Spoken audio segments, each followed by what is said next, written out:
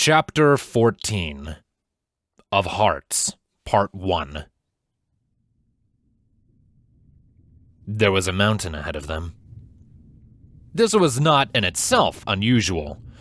Even before the floods, the ocean floor had been home to much of the same swelling terrain and twisting features that one might find on dry land. Twilight had once spent days perusing the ocean atlases in the Royal Archives as a filly, comparing them to the older records kept in dusty, packed-up collections, and marveling at how the maps changed as Ponykind's knowledge grew as wide and deep as the ocean itself. Still, it took her somewhat by surprise. They'd been following the fish for hours now, and Twilight had neglected to scan her surroundings with magic. She first saw it as a silhouette in the distance, a barely visible black against the endless gray that waited just beyond the light of her magic. It had grown larger as she'd followed the school of fish further north until it towered above, and she was reminded of the first time she'd seen an island crest the horizon. A small smirk tugged at her lips as she thought of how she had reacted. How would that younger, more naive Twilight had reacted if she was told what the future held for her? Denial, most likely. Twilight rolled her eyes. Way to kill the mood. Midnight's eyes appeared in the ocean before her as two bloodshot white orbs, the purple of its irises catching the light of her magic. You said we would eat, and you said we could wait. It's been hours. Why are you so fascinated by these dancing fish? How can you not be? Twilight brought herself closer to the school again, peering into the swirling mass. This is the first time I've seen anything down here with any semblance of normalcy. They're worth studying. They're worth eating, Midnight countered. as you agreed to. Twilight's stomach growled its agreement, drawing a grimace from her. There was a familiar ache in her horn, the same pulsing soreness she had felt when dragging herself through Canterlot, desperately searching for anything besides meat to sustain herself, and she knew she couldn't put this off much longer. Without magic, the ocean would crush them without thought. They both knew it, and there was no need for an explicit acknowledgement. Twilight would eat when she was ready, and it would have to be soon. She busied herself with other thoughts. Stalliongrad was one of the northernmost cities in Equestria, and now, after hours of travel further north, these mountains loomed before her. Had she reached the beginning of the Crystal Mountains already? It had only been a week since she had left Canterlot, though admittedly her stream of teleportations had probably cut the travel time to Stalliongrad by a significant factor. Was Equestria really that small? Or perhaps every land would feel small when you only saw a small fraction of every mile.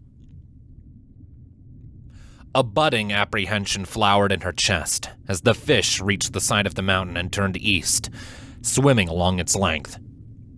There had been little hint as to the exact nature of the mission Princess Celestia had sent Cadence on. Would she find Cadence's rusted regalia in the lair of some fearsome ocean monster? All written records of her purpose long lost to the waves? What if she didn't find anything, and she was left without any leads once again? What if... Calm yourself, little flower. Twilight jumped. She looked up to see Midnight watching her with concern, and she realized that she was feeling short of breath. She sighed, inhaling deeply to calm her nerves. Thanks. It nodded before turning away. Our meal is escaping. Twilight gasped, looking around just in time to catch the tail end of the last few fish disappearing into a hole in the side of the mountain. She rushed after them, leaving swirling eddies of water in her wake. The tunnel was narrow, too narrow for her to even stand at her full height, and Twilight was forced to shift her protective spell from a dome to a pair of rounded walls as she wiggled into the crawl space. The stone was slick underhoof, and there were a few times she lost her grip and had to scramble for fresh purchase, but she grit her teeth and pressed onwards. It didn't take long for the fish to outpace her, but luckily the tunnel didn't split off. For a moment, she was back in the ruins of Kennerlot, scraping past dry rubble in the pitch dark, while changelings keened in the distance. The illusion was broken by a deep, rhythmic thrumming that came from further into the tunnel, swelling and fading like the breath of the mountain itself. She paused, ears swiveling as she tried to identify the gentle thunder. Any idea what that might be? Does it matter? Midnight appeared in the tunnel before her with a harsh frown, blocking her sight. Those fish are our meal. We can handle any creature that might try to stop us. Twilight set her jaw and pushed herself forwards, shivering at the chill as she crawled through Midnight's illusory form. Soon, the tunnel grew tighter, curving upwards into a sharp angle, and her horn grew brighter as she began to push herself higher with magic more than muscle. She'd read stories about cave divers before. She had toured the crystal caverns under Kennerlot with Celestia, and listened to her tales of ponies who squeezed themselves into holes too tight to escape. How some of them had waited alone in the darkness for days until rescuers were able to pull them out, and how some of them were never found at all. Twilight let out a grunt of exertion as she pushed herself further still, the comforting weight of Celestia's tiara against her chest. Shouldn't she be scared? Nightmares of drowning alone had been common since she awoke in the ruins of Kennerlot, yet when she paused to catch her breath, sitting still in a tunnel barely big enough to fit her head and horn through, surrounded by water on both sides, with the silence broken only by the strange humming of the mountain, she was calm. She was determined. And even if she did fail, at least she wouldn't be alone. The humming grew louder as she climbed, and soon it was joined by an orchestra of lighter sounds. Sharp clicks and a staccato thumping were faintly audible behind the constant bassy rumble, and Twilight could even feel it in her hoof if she set it against the stone. For a moment, she fantasized that she was crawling through the arteries of some enormous monster, listening to its pulse as she crawled ever closer to its heart. It felt like days, but Twilight knew it couldn't have been more than an hour when she finally pushed herself past the final lip of the tunnel and into open water once more. She was floating along the bottom of a wide cavern, jagged columns of stone silhouetted by a pale green glow from above that was barely visible past the lavender light of her magic. Glittering gemstones jutted out from the rock in scattered pockets, catching the light and reflecting it back into the water in rainbow hues. And as Twilight drifted further into the cave, she saw those lights playing off the scales of the fish idling past. Looking up, Twilight gasped at the sight of the tiny flickering shadows of waves on the water's surface. She was under an air pocket. With cautious hope, she closed her eyes and felt at the impact of the water against her shield. With a blink of surprise, she realized that the ferocious pressure of the ocean depths was strangely absent. What are you thinking? Midnight's question was more mocking than curious. It knew exactly what she was thinking. Our prey is right there. Sucking in a deep breath of air, Twilight let the magic fade from her horn. The cold water against her coat was a refreshing shock, and she threw herself into the sensation with a wild grin. As much as she had been surrounded by water lately, she hadn't had the opportunity to wash herself since she last left the Argo. The water was softly vibrating in sympathy with the breathing of the mountain, a barely visible current tugging her deeper into the cave. Twilight took a moment to simply drift, her eyes closed, losing herself in the silent peace of the water. But she couldn't hold her breath forever. She swam upwards, the rush of the water between her hooves tickling at her belly, and broke through the surface before taking in a deep breath of cool, natural air. Dim green light illuminated her surroundings, cast off from glowing mushrooms gathered around her pool like a halo of students leaning in to hear a lecture. The light turned the water trickling down the stony walls to silver, and the drops falling from the stalactites above to jewels, and the soft shadows it cast against the rocks blurred between each other in gentle curves that somehow made the hard rock feel warm and inviting. Twilight shivered, the cold air sharp in her lungs, and she laughed. The laugh echoed back, and for a moment she found herself turning in a circle, searching for the happy, relaxed mare that had made that sound. Surely it couldn't have been her. She could barely remember the last time she had felt that way. Midnight came into view. It watched her in silent disapproval, and Twilight answered with a tentative grin. This place is amazing. It didn't answer for several seconds. The ragged, rhythmic, clicking breath of the mountain seemed to come faintly from every direction, joined by the quiet dripping of water into the pool, and eventually, the rumble of her stomach. Explain. Twilight blinked, her smile faltering for only a moment before coming back. Explain what? What is it that entrances you so about this little cave? Midnight looked around, regarding the soft darkness with a furrowed brow. Is it the light? The air? The fish? I feel something in you, and I do not understand it. It turned back to meet her eye before repeating. Explain. It's... Twilight hesitated, pursing her lips. What was she feeling?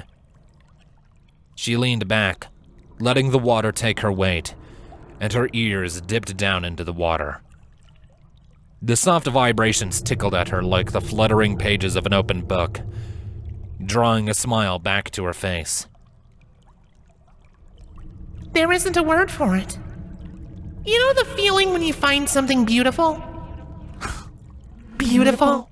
Midnight scoffed. What is there to find beautiful in this desolate cave?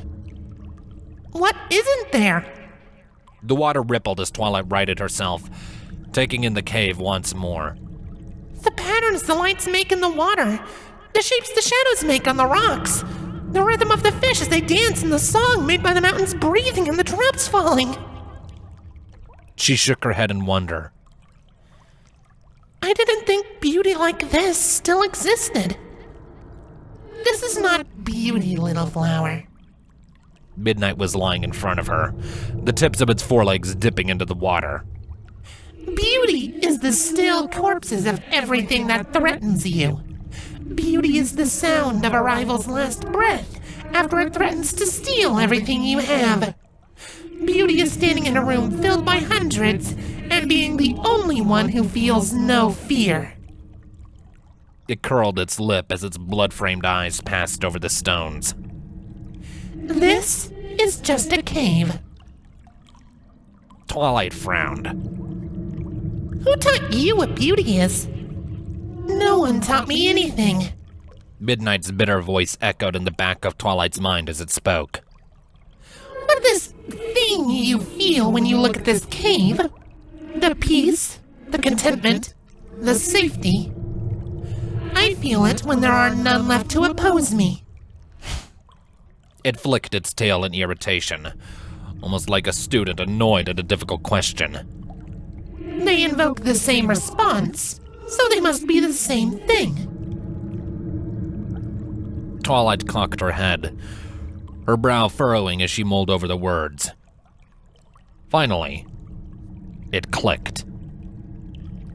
She gasped, her eyes widening. You're afraid! I am not afraid! Midnight reared up, its voice loud enough to draw a wince of pain from Twilight, and for a moment the shadows around the cave seemed to grow long and sharp, like daggers waiting to plunge into vulnerable flesh. I am strong! We are strong! And if anything threatens us, we will kill it! Okay, I'm sorry! Twilight raised a hoof as if to fend off the words, but it did little to silence the shrill ringing in her ears. You're right! We're strong! We're safe! She shook her head, blinking away the blurriness as the ringing finally faded, and looked back to meet her doppelganger's furious gaze. We're safe here. At length, Midnight sat back down, its cheeks stained with blood. The shadows softened once more. You understand, right? Twilight pushed forwards through the water. She raised a hoof and brought it to rest against Midnight's, ignoring the harsh chill. This cave is safe. That's why it's beautiful. It cast a haughty eye around the cave. After several seconds, it answered. I can see this beauty. Twilight breathed a sigh of relief. That's good. She leaned back into the water and offered up an encouraging smile. So, fish, right? Yes, fish. Twilight took a breath before plunging under the water once more, the locks of her mane swirling in her sight. The glow of the mushrooms didn't reach very far under the water, but her magically enhanced vision pierced the darkness with ease, and it only took her a moment to find a small group of fish lurking near the bottom of the pool. They were hovering around a pile of little round orbs tucked into the crevice between two rocks, and with a start, Twilight realized why the fish had swum so far to come here. After so long living in the ocean above the ruins of Equestria, these fish had chosen this mountain as their breeding ground. She reached out with her magic, plucking a larger fish from the group. It wiggled about in vain, causing a pang of sympathy in Twilight, but she didn't hesitate for long. With a stern set to her jaw, she shut her eyes tight and squeezed, snapping her prey's spine with a barely audible crack. A trio of shrill calls pierced through the water, and Twilight's eyes shot wide open as she whipped around to see 3 sea ponies drifting along the far side of the pool. A thrill of adrenaline rushed through her, and she was just about to summon her shield spell when something gave her pause. These sea ponies weren't attacking. They weren't even looking at her. They were swimming around each other in circles, tails flicking out sharply behind them as they pirouetted through the water and batted at each other with their hooves. Her heart pounded against her chest as she floated frozen in the water, hooves twitching with energy that suddenly had nowhere to go. Are they playing? Don't be ridiculous. Midnight appeared in the water beside her, its eyes narrow with scorn. Monsters such as these think only of destruction. We should strike first before they take note of us. No, wait! Twilight clamped down on her magic, drawing a growl from Midnight. They aren't hurting anything! The sea ponies, oblivious to the potential doom floating just a short distance away, continued to flirt around the cave, each one leaving a thin trail of red in their wake. They nipped at each other's tails, shrunk down to hide in the shadowed corners of the cave, and then jumped back out with playful warbles. The soft green glow from above painted them in a far different light than the harsh white lines of a flashlight or the ashen grayscale of Twilight's night vision. And for a moment, Twilight wasn't looking at the warped monsters of ponies long gone. For a moment, she was looking at animals like any other. Dangerous carnivores, perhaps, but no more worthy of destruction than a bear watching from the other side of a field. Only because they have yet to sense us. Have you ever known a sea pony to show any sign of mercy? Twilight frowned as she looked to Midnight. It was strange to see her own face contorted with so much fury. If we attack first, then we're no better than they are. Have you gone mad, little flower? Midnight rounded on her with its lip curled in disgust, bloody fangs on full display. Why are you defending these monsters? They're not monsters! Midnight's eyes widened, and Twilight found herself looking back with equal shock. She shook herself before swimming for the surface, her catch floating at her side, and pulled herself up out of the water. Midnight was waiting for her, its head cocked. Not monsters? Twilight gave a shaky nod as she drew in deep breaths of air.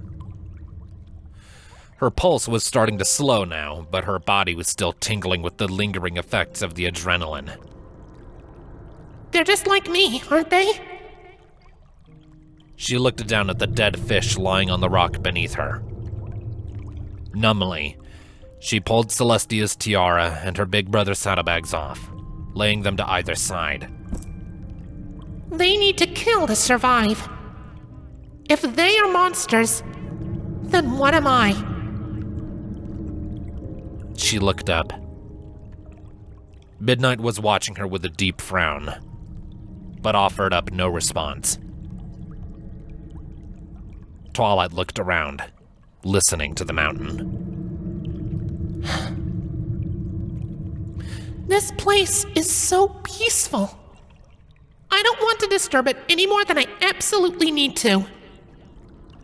Killing those sea ponies there when all they're doing is playing?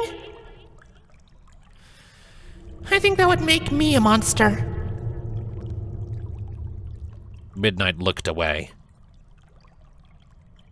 Perhaps you're right. Twilight blinked. You agree with me? It narrowed its eyes, tail flicking behind it. We shall leave them as long as they leave us. We should eat. Twilight looked down to the fish, realizing with a start that her mouth was already watering. She licked her lips, horn glowing as she levitated her little frying pan out of her saddlebags. You said you liked it better when the blood in it, right? Yes. Midnight shot her a sideways glance. What of it? Twilight met the suspicious gaze with a small smile. I was thinking we could try it that way this time. Several seconds passed, the mountain rumbling quietly around them. At last, Midnight gave a curt nod. That would please me. Twilight's smile grew a little wider as she cast a spell to heat the pan, and she settled down into a small curve in the rocks. Together, the two of them watched their meal cook in silence.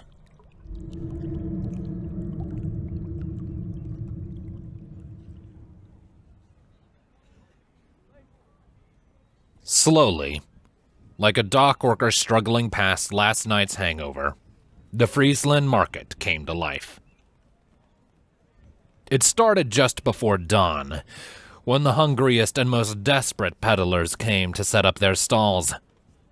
They pulled out their carts themselves, unfolding the side panels and propping up the sun covers with the quiet urgency of those self-employed ponies that knew that laziness would not earn them a long lecture from an employer, but instead a long night without food. Toys, pottery, hats, glassware, little stone trinkets, and ARP and cheap metal frames. The military did not need these things, and the ponies who made them were forced to work harder and longer to make up for the flagging business as the city turned more and more to war. Those merchants who came with the rising of the sun were better off, strutting about with colorful clothes that caught the daybreak sunlight like birds displaying their plumage. They had workers to pull their wagons, but they didn't sit idly by as the day's goods were prepared for business, for even they understood that one's own labor was worth far more than the work of a hired hand. Tailors and smiths, cobblers and coopers, and of course the oil renters with their great boiling cauldrons. They had found valuable new business from the Friesland military, and those able to bear the more expensive imports and the demands of the city might even say they preferred wartime to peace. Last were the customers themselves. Dock workers rushing to purchase the day's breakfast before their shift started, or foundry ponies using their one day off to restock their supplies walked almost like the dead, stepping gingerly around the well-dressed aristocrats that ambled between stalls as if a trip to the market was an adventure instead of an errand. Soldiers in bright blue coats milled through the crowd with stern frowns, while foals ducked around corners, plucking fruits from the stands of distracted hawkers. Anna watched the scene in silence, her distinctive wings and ears hidden beneath a plain brown cloak. There was a chill wind in the air, and that made it easy for her to disappear in a crowd of similarly cloaked Frieslanders. But for now, she was seated on a stone bench just beside one of the open-air cafes that circled the plaza. It was just before noon, and the cathedral cast a long shadow over her. She had been trying to get in touch with Whitehorn since the bombing, but the Frieslanders had been, understandably, diligent in guarding him. They had at least one pony stationed on either side of his residence at night, and even during the day, there were only brief gaps between the patrols walking the streets. He was escorted everywhere, and he never seemed to try and give his guards the slip. Gava had offered to make a scene, to distract the escort or even attack them. Anna couldn't help but smirk at the thought. Her sister had a somewhat limited imagination when it came to these things. And so she watched. She waited. And when Whitehorn and his escorts were swallowed up by the bustle of the market crowd, she moved. The crowd would be her best shot. It was easy for a pony to get separated from their watchers with so many bodies around, and Whitehorn was easily capable of lying about the intent behind any such disappearance. He drifted from stall to stall without fuss, purchases piling up in the basket begrudgingly held by one of his escorts. Sugar, milk, butter, and eggs had all risen significantly in price since the bombing of the granary. Flour was more expensive as well, but the steady supply from Duchess Nettlekiss prevented things from spiraling out of control. Anna frowned as she watched him buy a sizable can of baking powder. Was he planning on making a cake? Considering the sheer volume of ingredients he was buying, it would be quite the creation. But she couldn't quite picture him humming a tune and mixing batter in a bowl. A small smile pulled at her lips as she realized the answer. Pinkie Pie must be making a cake. It was a shame she wouldn't get a taste. A colt bumped into her, and Anna was so lost in her thoughts of cake that the foal almost managed to get away with it. She turned sharply, stepping on the hem of his coat before he could disappear into the crowd. The colt barely missed a beat. With a quick wiggle of his shoulders, the coat came free, and if Anna were another pony, he might have gotten away. But she had spent her share of years in his shoes, and she knew all of the old tricks.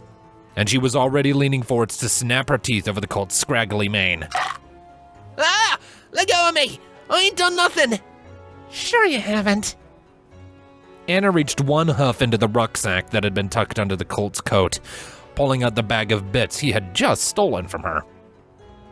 Of course, she had also stolen those bits, but after a lifetime of casual thievery, she tended to take it personally when anyone tried to upstage her. What's this then? That's a friend of mine's. The colt spoke in a rush, each word tumbling into the one before it as if he had somewhere else it needed to be. Yeah, try that on someone else, kid. Anna looked him over with a thoughtful frown. Between the ragged clothes and the sloppy language, he'd probably been on the streets for years. He was a pretty good thief, too. Several innocents had bumped into her already in this market, and she almost hadn't noticed the slight brush of his hoof inside her saddlebags. A small crowd had started to form, bored choppers ogling the commotion in search of excitement. Time to get out of here. Come on, kid. She growled, dragging him along behind her. Let's have a chat. Nobody bothered to follow. A caught thief wasn't that exciting after all, and none of them wanted to get involved just to see a misbehaving kid get his flank bled.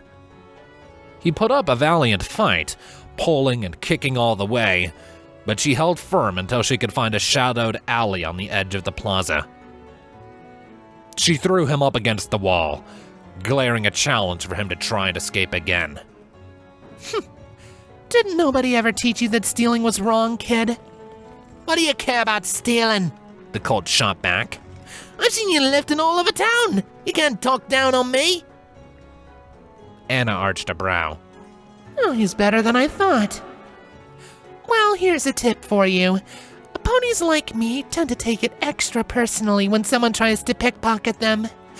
Don't try and pickpocket a pickpocket. It's disrespectful. The Colt pulled back and spat at her hooves. Like I care. Do your worst. Anna sat down, rubbing her forehead as she sighed. Whatever, kid. Hey, you want to make some money? He narrowed his eyes, looking her over as if seeing her for the first time. What you playing at? I've got a friend in that crowd I'm trying to meet, but he's caught a couple of blues biting his tail. She jerked a hoof in the direction of the marketplace. Blue unicorn, but with a white horn. You can't miss him. A clever colt like you should be able to give them a run for their money, right? The kid's suspicion was clear as day, but he'd quit his fidgeting. How much? Half this bag. Anna pulled her bits bag back out and tossed it up, the coins jingling as she caught it. Oh, and I don't punish you. How can I know you won't turn on me the instant I move? The Colt asked. You could say I stole them bits and then I'm done. Anna rolled her eyes. Kid, I can already say you stole my bits, and there's nothing stopping me from spanking you myself.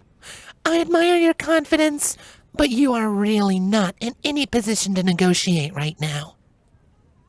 She turned the bag over and poured roughly half, or maybe a bit more, of the bits out onto the cobbles. Just take the bits and do the job, all right? And don't even think about running off without following through. She grinned, showing her fangs. Or I'll eat you. The Colt stiffened, his eyes nearly popping out of his head before he dropped to scramble the bits up into his rucksack. All right, don't eat me. Good boy. Anna felt bad about threatening the kid, but she knew all too well that he'd probably run off with her bits if she didn't do something to make him think twice. Now get to it. The Colt wasted no time, scrambling back out of the alley and across the plaza the instant he finished stashing his new bits. Anna let him get a few seconds head start before following at a more relaxed pace, a slight frown on her lips. How long had it been since she was in his shoes? Hard nights on the street, filching fruit from busy sellers, and the burn of a law pony's whip on her flanks made for some of her earliest memories, beaten only by the scant, fleeting images of the sad excuse for a family that had left her to that life. She shook her head, blinking the strange faces away. Whatever ran in her blood, the only parent she knew was the dad that had raised her and her sister. Still, she couldn't help but wonder how the Colt was faring, fending for himself in a city under siege. After all, he didn't even have the option of hunting rats.